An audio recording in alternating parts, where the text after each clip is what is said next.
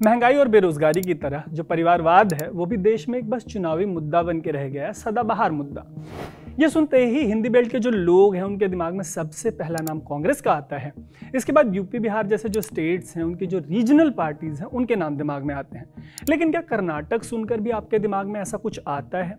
यह सवाल इसलिए है क्योंकि इस राज्य में जब कांग्रेस ने लोकसभा चुनाव के लिए अपने उम्मीदवार उतारने शुरू किए तब इसकी चर्चा होने लगी, परिवारवाद की चर्चा होने लगी।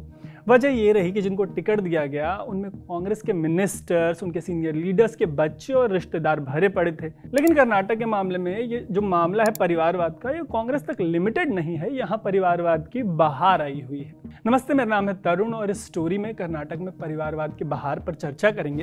लेकिन सबसे पहले ऐसी ही स्टोरीज के लिए आप स्विच को फेसबुक, यूट्यूब और इंस्टाग्राम पे फॉलो और सब्सक्राइब जरूर कर लीजिएगा।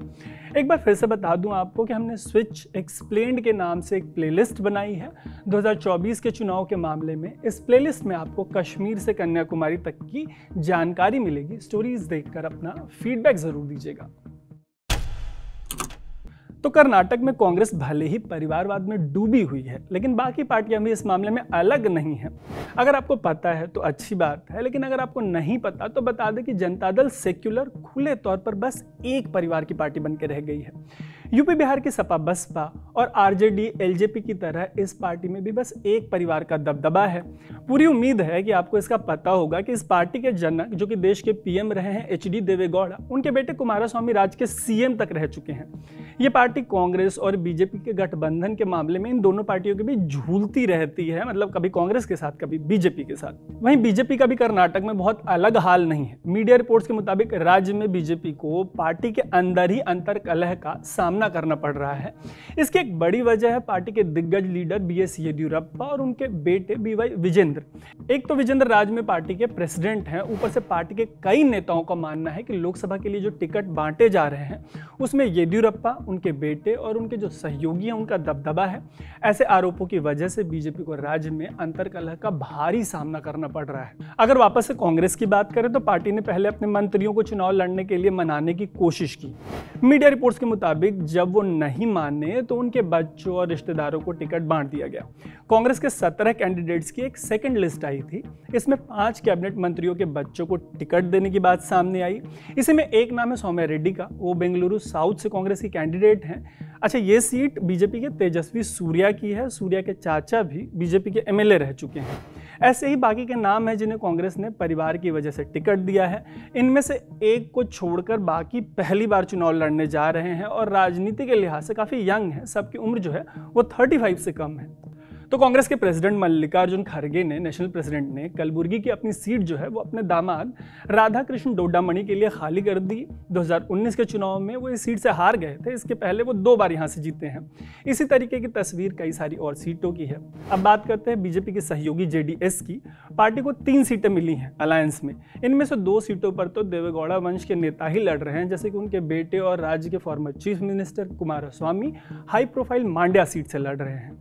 देवेगौड़ा के भतीजे प्रज्वला रेवन्ना हासन सीट से लड़ रहे हैं। कुमारस्वामी के जीजा सीएन मंजुनाथ बेंगलुरु रूरल से चुनाव लड़ रहे हैं। हालांकि वो बीजेपी की टिकट पे ये चुनाव लड़ रहे हैं। तो जैसा कि मैंने आपको बताया कि बीजेपी को भी परिवारवाद की वजह से अपनी ही पार्टी के नेताओं के विरोध का सामना करना पड़ रहा है। बीजेपी के जो 2 सबसे बड़े नेता इस मामले में पार्टी का विरोध कर रहे हैं उनमें ईश्वरप्पा और सदानंद गौड़ा शामिल हैं। अब यहाँ से जो आप सुनने जा रहे हैं वो आपको थोड़ा कॉमिक लग सकता है। परिवारवाद का राग अलाप कर बीजेपी का विरोध कर रहे ईश्वरप्पा के बेटे को टिकट नहीं मिला, जिससे वो नाराज हो गए। अब वो शिवमोगा एक बहुत इंपॉर्टेंट सीट है बीजेपी के लिहाज से। वहाँ बीजेपी के कैंडिडेट हैं येदियुरप्पा के बेटे राघवेंद्र। उनके खिलाफ ईश्वरप्पा ने इंडिपेंडेंट कैंडिडेट बनकर लड़ने की तैयारी कर ली है। सदानंद गौड़ा का भी यही हाल हुआ। उनका भी टिकट काट दिया गया और उनकी जगह येदियुरप्पा कैंप की बताई जाने वाली शोभा करंदलाजे को टिकट दिया गया है। टिकट कटने के बाद वो भी परिवारवाद का ही राग अलाप रहे हैं। हालांकि नाराजगी के बावजूद दोनों नेताओं ने साफ किया है कि उनकी लड़ाई पीएम नरेंद्र मोदी के खिलाफ नहीं है, बल्कि वो उन संस्कारों की रक्षा कर रहे हैं जिसके लिए पीएम मोदी लड़ते आए हैं, जिसकी वकालत करते आए हैं। इसी सिलसिले में ईश्वरप्पा ने तो ये तक कह दिया कि एक तरफ पीएम मोदी कांग्रेस के परिवारवाद के खिलाफ लड़ रहे हैं, दूसरी तरफ कर्नाटक में बीजेपी जो है वो कांग्रेस की राह पर चल पड़ी है।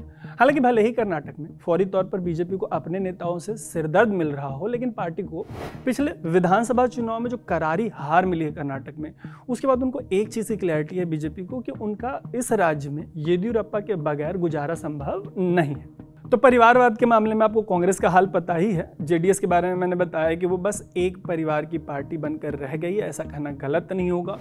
और ऊपर के उदाहरण के बाद ये बताने की ज़रूरत नहीं है, वो पर्याप्त है कि अब बीजेपी भी इससे अछूती नहीं रह गई है।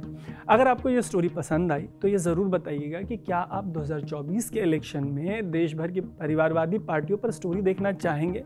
और कमेंट बॉक्स में ये भी बताइएगा कि डेमोक्रेसी के लिए जो परिवारवाद है, नेपोटिज्म है, फैमिली पॉलिटिक्स है, डायनेस्टी है, वो अच्छी है या बुरी। बाकी ऐसी स्टोरीज़ के लिए देखते रहिएगा स्विच। मेरा नाम है तरुण।